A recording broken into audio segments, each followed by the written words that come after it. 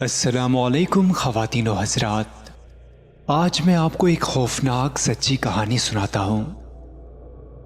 یہ ایک سچا واقعہ ہے جو میرے دوست کی بیوی کے ساتھ پیش آیا۔ وہ بتاتی ہیں کہ شادی کے بعد 5 سال میں گاؤں نہیں گئی۔ ان کا راز انہوں نے بعد میں کھولا۔ بتاتی ہیں کہ میری بہن کی شادی تھی اور مجھے ضروری گاؤں جانا تھا۔ اس سے پہلے بھی کئی دفعہ گاؤں جانے کا ارادہ کیا، لیکن پھر ملتوی کر دیتی کیونکہ میرا دل نہیں کرتا تھا، لیکن اب بہن کی وجہ سے جانا پڑا۔ جب وہاں پہنچی تو وہاں ایک رونق لگ گئی۔ اگلی صبح رشتہ داروں سے ملنے نکلی تو راستے میں کسی نے میری چادر پکڑ لی پیچھے سے۔ پیچھے مڑ کر دیکھا تو میرے سامنے ایک فقیرنی کھڑی تھی جس کا میلا لباس، خشک ہونٹ، گندے بال تھے۔ اس کو دیکھ کر مجھے ایک جھٹکا لگا کہ یہ تو وہ تھی جس کے حسن پر پورے گاؤں کے لڑکے فدا تھے، جس کے سر سے کبھی دوپٹہ نہیں اترا تھا، مگر آج وہ دوپٹے سے بے نیاز کھڑی تھی۔ میں اسے پورے 5 سال بعد دیکھ رہی تھی۔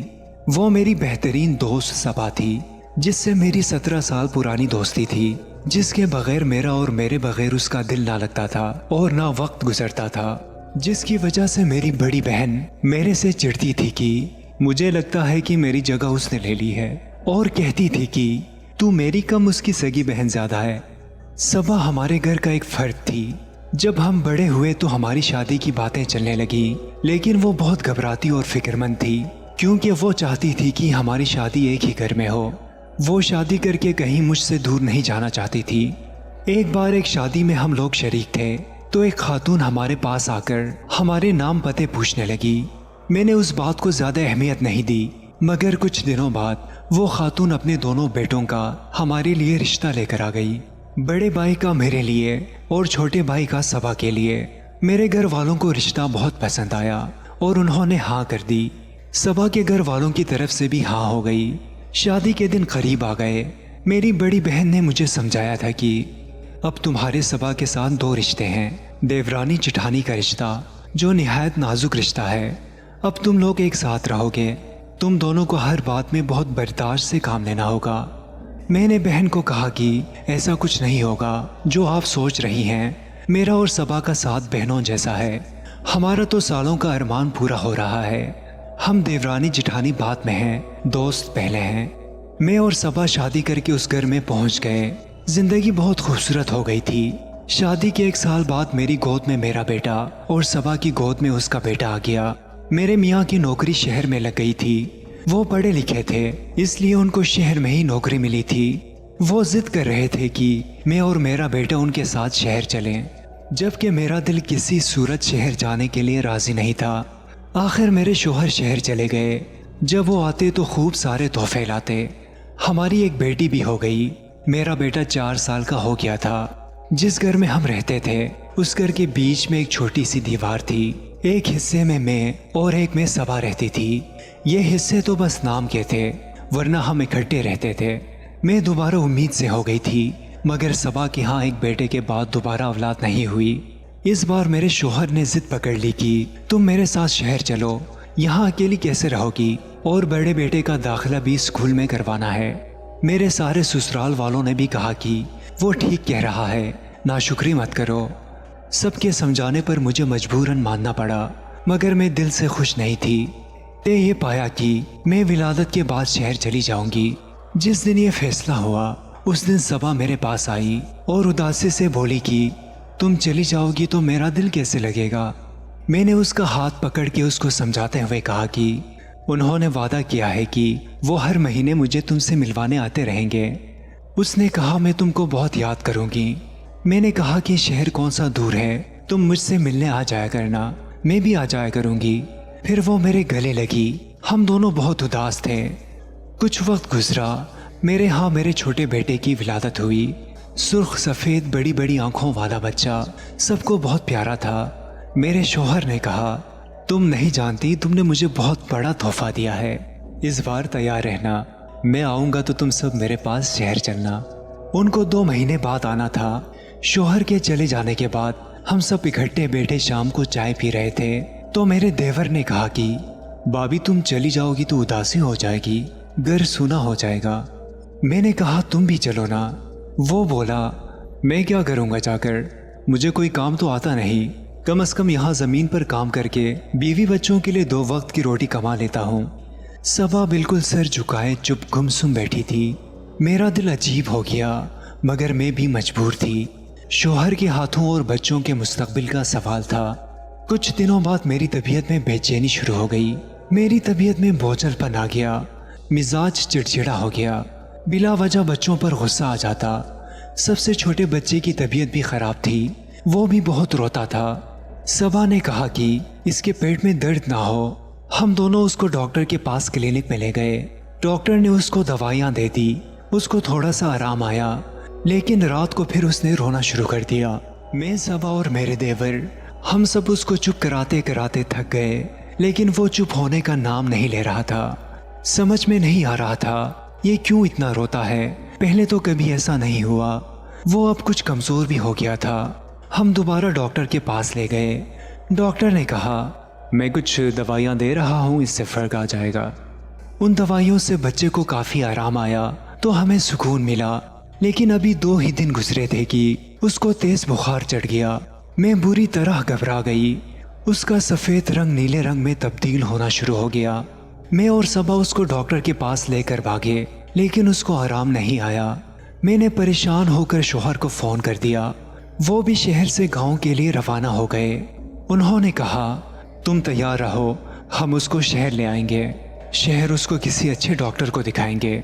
میرا رو رو کے برا حال تھا، میرا صحت مند بچہ دنوں میں سوکھ گیا تھا۔ اگلی صبح شوہر نے پہنچ جانا تھا، مگر جب اگلی صبح وہ آئے تو میرا بیٹا اس دنیا سے منہ موڑ کے بہت دور جا چکا تھا۔ فجر کے وقت اس نے میرے ہاتھوں میں دم توڑ دیا تھا۔ میں سکتے کی حالت میں بیٹھی تھی، میرے شوہر کا غم سے برا حال تھا، میرے اوپر قیامت گزر گئی تھی۔ اس کی موت کے 15-20 دن تک میں غم سے نڈال بستر پر پڑی رہی۔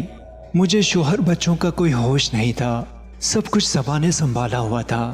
ابھی بیٹے کا صدمہ کم نہیں ہوا تھا کہ میری امی بھی اس دنیا سے چلی گئی۔ میں بالکل ٹوٹ کے رہ گئی۔ میرے شوہر کو دفتر سے فون آ گیا، اس کا شہر جانا ضروری تھا۔ وہ واپس چلے گئے، جبکہ میری حالت بستر سے اٹھنے والی نہیں تھی۔ ابھی میں دونوں غم سے نڈال پڑی ہوئی تھی کہ میری بیٹی ماہین کو تیز بخار چڑھ گیا۔ اس کا بخار بڑھتا جا رہا تھا، میں بدحواس ہو کر رہ گئی۔ میں اپنے ایک بیٹے کو کھو چکی تھی، اب مجھ میں مزید غم اٹھانے کی سکت نہیں تھی۔ صبا میرے پاس بیٹھی مجھے حوصلہ دے رہی تھی، کہہ رہی تھی میں سب دیکھ رہی ہوں، تم پریشان نہ ہو، یہ بالکل ٹھیک ہو جائے گی۔ میں نے کہا میں تمہاری بہت احسان مند ہوں، جس طرح تم میرا اور میرے بچوں کا خیال رکھ رہی ہو۔ میں اتنی کمزور ہو چکی تھی، مجھ سے بولا بھی نہیں جا رہا تھا، مگر صبا میرے اور میرے بچوں کی دیکھ بھال کر رہی تھی۔ دن رات وہ ہمارے لیے باغ باغ کر کام کرتی تھی، رات وہ ہمارے پاس رہتی، مجھے زبردستی کھانا کھلا کر دوائی دے کر میرے بچوں کو سلا کر ہی جاتی تھی۔ ایک دن آدھی رات کو پیاس کی شدت سے میری آنکھ کھل گئی، مگر میری اتنی ہمت نہیں تھی کہ میں بستر سے اٹھ سکوں۔ میرے کمرے کا دروازہ کھلا تھا، میری نظر کمرے سے باہر گئی، جہاں مجھے کسی کا سایہ نظر آیا۔ میرے کمرے سے باہر صحن نظر آتا تھا، وہ سایہ جھکا ہوا میرے صحن کی مٹی کھود رہا تھا۔ میں غنود کی کمزوری میں یہ سب دیکھ رہی تھی، اور یہ سب دیکھتے دیکھتے میں دوبارہ سو گئی۔ صبح جب میری آنکھ کھلی، وقت پر نگاہ پڑتے ہی میں دگ سے رہ گئی۔ دوپہر کے 3 بجے تھے۔ میں نے سوچا کیا میں اتنی دیر سوتی رہی ہوں؟ میں نے اپنے برابر لیٹے دونوں بچوں کو دیکھا جو بے خبر سو رہے تھے۔ میری بیٹی ماہین کو ابھی بھی بخار تھا، اس لیے صبا نے بھی مجھے نہیں جگایا۔ میں اٹھنے کی کوشش کرنے لگی کہ اچانک قریب سے کسی کے رونے کی آواز پر میں گھبرا گئی۔ میں نے سوچا یہ تو صبا کی آواز ہے۔ میں دیوار کا سہارا لیتے آہستہ قدموں سے اس طرف آئی۔ صبا اپنے بیٹے کو گود میں لیے ہوئے برے طریقے سے بس روئی جا رہی تھی۔ اس کے بیٹے کے ہاتھ پیر بالکل مڑے ہوئے تھے اور اس کی سانس بہت تیز تھی۔ میں اس کی حالت دیکھ کر ڈر گئی۔ میں نے کہا کیا ہو گیا صبا؟ میرے دیور نے غمگین آواز میں کہا پتہ نہیں بھابھی کیا ہو گیا، صبح اٹھتے ہی آپ کے کمرے میں آیا کہ بچوں کے ساتھ کھیل سکے، مگر آپ سب سو رہے تھے۔ یہ باہر جا کر بچوں کے ساتھ کھیلنے لگا، کھیلتے کھیلتے اچانک بے ہوش ہو گیا۔ ڈاکٹر کو ابھی دکھا کے لائے تھے، اچانک یہ حالت ہو گئی۔ صبا کی حالت بہت ابتر تھی، کیونکہ وہ اس کا اکلوتا بیٹا تھا۔ اور اس کی اپنے بیٹے میں جان بسی ہوئی تھی۔ میں نے کہا تم لوگ پریشان نہ ہو، میں ان سے بات کرتی ہوں۔ میں نے اپنے شوہر کا نام لیا، تم دونوں اس کو لے کر شہر نکلو، کسی اچھے ڈاکٹر کو دکھاؤ۔ اندر سے میں بھی پریشان ہو گئی تھی، میں نہیں چاہتی تھی کہ صبح کسی ایسے کرب سے گزرے جس سے میں گزری۔ اگلی صبح بس کی ٹکٹ ہو گئی تھی۔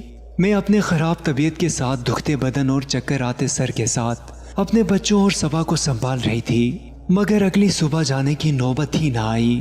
رات اس کے بیٹے نے دم توڑ دیا۔ میں وحشت بھری نظروں سے صبا کو بین کرتی دیکھ رہی تھی اور خوفزدہ بیٹھی تھی۔ کیا ہمارے بچوں کو کسی کی نظر لگ گئی ہے؟ جب اس کے بیٹے کا جنازہ اٹھا تو صبا غش کھا کر گر گئی۔ میرے شوہر بھی آ چکے تھے، ہمارے گھر کا ہر شخص ٹوٹ سا گیا تھا۔ اب مجھے اپنے دونوں بچوں کی فکر ہو رہی تھی، مجھ میں اب کوئی غم اٹھانے کی برداشت نہیں تھی۔ میرے شوہر اور دیور شاہ صاحب کو لے کر ہمارے گھر آ گئے۔ میں نے جلدی سے دوپٹہ لے کر نقاب کر لیا، وہ تعزیت کے لیے آئے تھے۔ شاہ صاحب ہمارے گاؤں کی مسجد کے بڑے تھے اور ساتھ ہی ان کا حجرہ تھا، جمعرات کو مسجد میں بیان کرتے تھے۔ نورانی چہرے والے بہت پرہیزگار اور نیک بزرگ تھے۔ ان کے الفاظ آواز میں ایسا جادو تھا کہ سامنے والا ان کا گرویدہ ہو جاتا۔ اب بھی وہ تعزیت کے لیے آئے تھے تو اپنے مخصوص انداز میں نرم لہجے میں بات کر رہے تھے کہ اچانک بات کرتے کرتے رک گئے۔ پھر وہ جیسے ہوا میں کچھ سونگنے لگے اور ادھر ادھر دیکھتے ہوئے بولے، بریانی کی خوشبو آ رہی ہے یارو۔ پھر وہ میرے حصے کی طرف جانے لگے۔ وہاں پہنچ کر وہ میرے کمرے کے باہر صحن میں بنے کچے فرش کے پاس ٹھہر گئے۔ پھر اس جگہ رک کر غور سے اس مٹی کو دیکھنے لگے۔ میں ان سے دور کھڑی سب دیکھ رہی تھی۔ انہوں نے میرے شوہر سے کہا، یہاں سے مٹی ہٹاؤ۔ میرے شوہر مٹی ہٹانے لگے۔ اچانک زمین کے اندر سے جو چیزیں نکلی انہیں دیکھ کر میں چکرا گئی۔ مٹی کا ایک پتلا تھا، اس پتلے کے ساتھ ایک پرچی تھی جس پر کچھ لکیریں بنی ہوئی تھی اور اس پرچی پر ماہین کا نام لکھ کر اس پر کراس کا نشان تھا۔ ہم سب بے یقینی کی کیفیت میں تھے۔ اچانک میرے ذہن میں ایک دھماکہ ہوا۔ جس رات مجھے بخار تھا، میں نے صحن میں سایہ دیکھا تھا جو میرے کمرے کے باہر مٹی کھود رہا تھا۔ میرے شوہر اور دیور نے دونوں ہاتھوں سے اپنا سر پکڑ لیا اور کہا، یہ کس کا کام ہے؟ شاہ صاحب نے میرے دیور سے کہا کہ آپ کی بیگم کی طبیعت کیسی ہے؟ وہ پریشانی سے بولا، شاہ صاحب بہت زیادہ برا حال ہے۔ شاہ صاحب نے کہا، کیا میں ان سے مل سکتا ہوں؟ اس نے کہا، جی جی آ جائیں، دم بھی کر دیجیے گا، دعا بھی کر دیجیے گا۔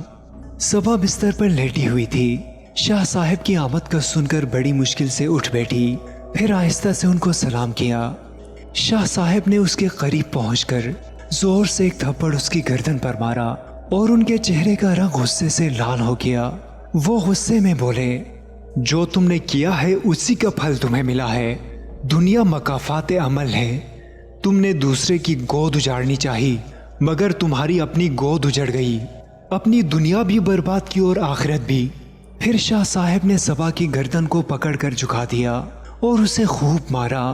صبا اونچا اونچا رونا شروع ہو گئی، اسے ایک دورہ پڑ گیا۔ وہ چلاتے ہوئے بولی، میں کیا کرتی، میرے ساتھ ہی ایسا کیوں ہوا؟ ہم ایک ساتھ پلے بڑے، ایک ساتھ میٹرک کیا، لیکن قسمت نے دھوکہ دے دیا۔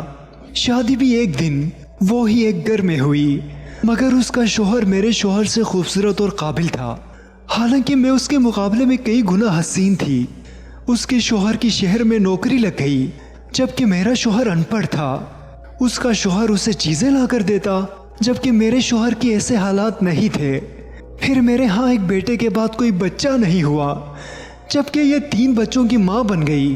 اب جب بچے بڑے ہو رہے تھے تو اس کے شوہر کو اپنے بچوں کی مستقبل کی فکر ستا رہی تھی۔ وہ ان کو تعلیم یافتہ بنانا چاہتا تھا اور اس کو شہر لے کر عیش و عشرت میں رکھتا، اور میں یہیں رہ جاتی۔ یہ وہاں جا کر اچھی زندگی جیتی، شان و شوکت سے رہتی، اور میں یہاں معمولی زندگی بسر کرتی۔ یہ باتیں مجھ سے برداشت نہیں ہو سکیں۔ میں روز اخبار پڑھا کرتی تھی۔ اخبار میں ایک اشتہار آیا جو کالے علم کا ماہر تھا۔ میں نے اس سے خط کے ذریعے رابطہ کیا۔ پہلے میں نے اس کے بڑے بیٹے کو راستے سے ہٹایا، پھر میں اس پر عمل کروا کے اب مجھے اس کی بیٹی کو ہٹانا تھا۔ میں نے ہی پتلا زمین میں گاڑا تھا، کیونکہ میں چاہتی تھی کہ تینوں بچے مر جائیں تاکہ یہ شہر ہی نہ جا سکے، کیونکہ اپنی اولاد کی خاطر جا رہی تھی، اور میں کیسے برداشت کر لیتی کہ یہ وہاں جا کر ٹھاٹھ سے رہتی۔ اس عمل کے مطابق اس زمین پر جہاں پتلا گاڑا تھا، اسے سب سے پہلے جو بھی چلتا ہوا آتا وہ اس عمل کی لپیٹ میں آ جاتا۔ اس رات میں سب کو نیند کی دوائی دودھ میں ملا کے دے چکی تھی۔ میں جانتی تھی یہ سب سوتے رہیں گے، مگر ماہین ضرور اٹھ کے باہر آئے گی۔ مگر میرا کیا، مجھ پر ہی واپس آ گیا۔ صبح جب میں سو کر اٹھی تو میرا بیٹا میرے برابر میں نہیں تھا۔ میں گھبرا کر اس کو دیکھنے گئی تو وہ اس کے کمرے میں واپس آ رہا تھا، یہ کہتے ہوئے کہ چاچی اور سب سو رہے ہیں۔ میں نے اس کو آتا دیکھ کر دل پکڑ لیا اور پھر مجھے پھل مل گیا۔ وہ روتی ہوئی اپنے سر پیٹتی ہوئی چیخ رہی تھی اور میں بے یقینی سے صبا کو دیکھ رہی تھی۔ مجھے لگ رہا تھا جو میں نے سنا وہ غلط ہے۔ میرا دل کر رہا تھا میں چیخ چیخ کر روؤں گی۔ کیا کوئی انسان حسد میں اتنا بھی گر جاتا ہے؟ شاہ صاحب نے کہا، جو لوگ اللہ کی تقسیم پر راضی نہیں ہوتے ان کا یہی انجام ہوتا ہے۔ میں دیوار کا سہارا لیے چھوٹے چھوٹے قدم اٹھاتی باہر آ گئی۔ میرے دیور نے نفرت سے چیخ کے بیوی کو کہا، میں سوچ بھی نہیں سکتا تھا تم اتنی گھٹیا ہو۔ میں اپنے کمرے میں آ کر پیکنگ کرنے لگی، مگر میرا دل رو رہا تھا۔ صبا میرے پاس آئی اور روتے ہوئے بولی، مجھے معاف کر دو۔ میں نے اس کو کہا، جو عورت آپ کے بچوں کی جان لے لے کیا اسے معاف کیا جا سکتا ہے؟ تم کو دشمنی تھی تو مجھ سے نکال لیتی، مگر میرے بچوں نے کیا بگاڑا تھا؟ میں نفرت سے روتے ہوئے بولی۔ صبا بولی، مجھے دشمنی نہیں تھی، پتہ نہیں مجھے کیا ہو گیا تھا، مجھ سے برداشت نہیں ہو رہا تھا تمہارے پاس سب کچھ اچھا دیکھ کر۔ میں نے کہا، میں تم کو کچھ بھی نہیں بولوں گی، نہ کوئی لعنت بولوں گی، کیونکہ میں جان گئی ہوں کہ اللہ کا بدل بہترین ہے۔ مجھے کچھ بھی نہیں بولنا۔ اور میں اس کو بغیر دیکھے اپنے شوہر اور بچوں کے ساتھ اس گھر سے ہی نہیں بلکہ اس کی زندگی اور گاؤں سے بھی نکل گئی۔ میرے دیور نے اس کو طلاق دے دی تھی۔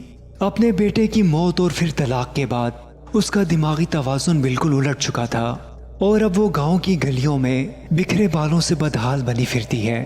میں دوبارہ پلٹ کر گاؤں نہیں گئی، لیکن اب 5 سال بعد جب میں واپس گئی تو اس نے میری چادر کو پکڑ لیا، مگر میں اپنی چادر اس کے ہاتھوں سے چھڑوا کر اور اس کو نظر انداز کرتی آگے بڑھ گئی۔ دوستوں، ہم امید کرتے ہیں کہ ہماری آج کی ویڈیو آپ کو پسند آئی ہوگی۔ ہمارے چینل کو سبسکرائب کریں اور اس ویڈیو کو زیادہ سے زیادہ شیئر کریں، اور آنے والی ویڈیو تک کے لیے اپنے میزبان سجیل شریف کو اجازت دیجیے۔